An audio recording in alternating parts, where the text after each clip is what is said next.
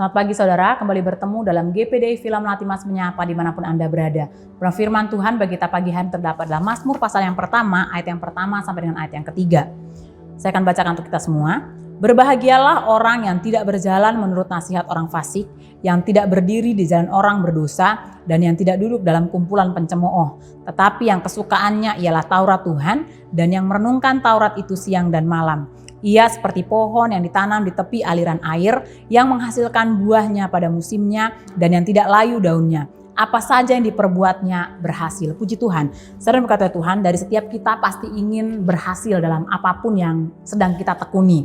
Ya, baik dalam rumah tangga atau keluarga, dalam usaha, dalam pekerjaan, dalam karir, pendidikan, bahkan mungkin pelayanan. Kita rindu apa yang kita tekuni hari-hari ini itu menjadi sesuatu yang berhasil.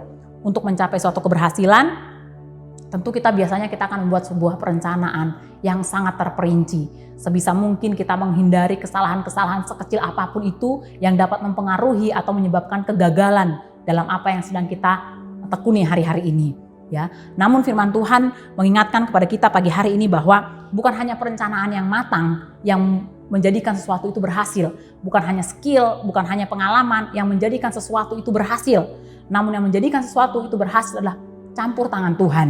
Ya, penyertaan Tuhan menjadi penentu berhasilnya segala sesuatu yang kita kerjakan. Perencanaan itu penting, skill penting, pengalaman penting. Namun penentu daripada keberhasilan adalah penyertaan Tuhan.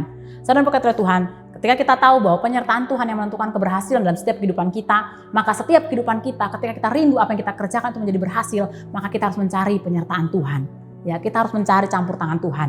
Apa yang harus kita lakukan sehingga campur tangan Tuhan atau penyertaan Tuhan itu ada dalam kehidupan kita.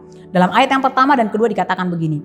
Berbahagialah orang yang tidak berjalan menurut nasihat orang fasik, yang tidak berdiri di jalan orang berdosa, yang tidak duduk dalam kumpulan pencemooh, tetapi yang kesukaannya ialah Taurat Tuhan, dan yang merenungkan Taurat itu siang dan malam. Apa yang harus kita lakukan agar penyertaan Tuhan ada dalam kehidupan kita? Mencintai Taurat Tuhan. Mencintai firman Tuhan. Mengapa saya berkata Tuhan? Ayat 1 dikatakan di sana berbahagia orang yang tidak berjalan menurut nasihat orang fasik, yang tidak berdiri di jalan orang berdosa, yang tidak duduk dalam kumpulan pencemooh. Ini adalah situasi yang kita hadapi atau situasi yang kita alami ketika kita ada dalam sebuah pekerjaan, dalam sebuah usaha, karir, pendidikan kita akan menjumpai orang-orang yang demikian ya. Orang-orang yang mungkin dikatakan nasihat orang fasik. Ada orang-orang yang akan membujuk kita, ada orang-orang yang akan mempengaruhi kita untuk kita boleh menjalankan mungkin karir kita, pekerjaan kita secara tidak jujur, membangun usaha kita di atas ketidakjujuran. Mengapa? Supaya usaha ini berhasil, supaya pendidikan kita cepat selesai.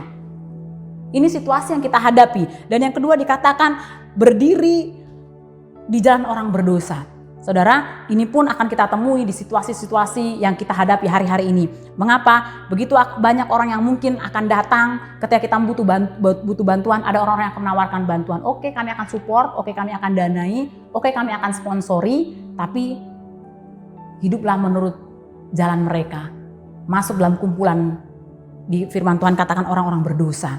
Atau mungkin dikatakan firman Tuhan tidak duduk dalam kumpulan pencemooh. Saudara berkata Tuhan, ketika kita ingin memulai suatu usaha, pekerjaan atau karir, maka kita akan menemui dunia-dunia yang mungkin kita nggak berpikir bahwa ada orang-orang yang demikian di dalamnya. Ya, ada orang-orang yang akan membujuk kita bahwa ketika kita mau naik, kita harus menjatuhkan orang lain. Ya, kita berusaha dibujuk untuk membuat sebuah mungkin kebohongan atau fitnah yang merugikan orang lain. Nah, firman Tuhan katakan berbahagia orang-orang yang tidak berpihak pada orang-orang yang demikian. Namun yang berbahagia adalah orang-orang yang mencintai Taurat Tuhan. Saudara berkata Tuhan, bagaimana agar kita dapat terhindar dari kejahatan-kejahatan ini? Kuncinya adalah mencintai Taurat Tuhan, mencintai firman Tuhan. Mengapa? Dengan mencintai firman Tuhan, dengan firman Tuhan yang hidup dalam kehidupan kita dapat menolak dosa. Oleh dengan kuasa firman yang ada dalam kehidupan kita dapat menolak dosa. Mencintai Taurat Tuhan, menghidupi firman Tuhan yang memampukan kita untuk menolak dosa. Ya, karena senantiasa janji-janji Tuhan ini yang senantiasa menghidupkan kita. Ya, pemazmur katakan dalam Mazmur 119 ayat 49 dan 50, saya akan bacakan untuk kita semua begini bunyi firman Tuhan. Mazmur 119 ayat 49 dan ayat yang ke-50. Ingatlah firman yang kau katakan kepada hambamu, oleh karena engkau telah membuat aku berharap. inilah penghiburanku dalam sengsaraku, bahwa janjimu menghidupkan aku. Saudara berkata Tuhan, ketika kita mampu dan percaya, ketika kita mampu dan berpegang teguh pada janji Tuhan, maka kita akan melihat penyertaan Tuhan dalam kehidupan kita. Perjalanan di hadapan kita memang sulit, perjalanan di hadapan kita memang berat, tapi kita percaya penyertaan Tuhan menjadi jaminan kemenangan bagi setiap kehidupan kita.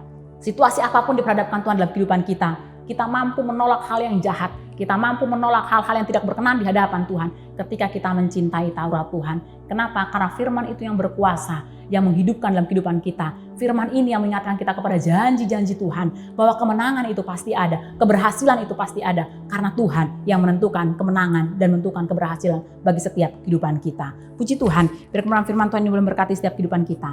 Mari kita bersatu dalam doa.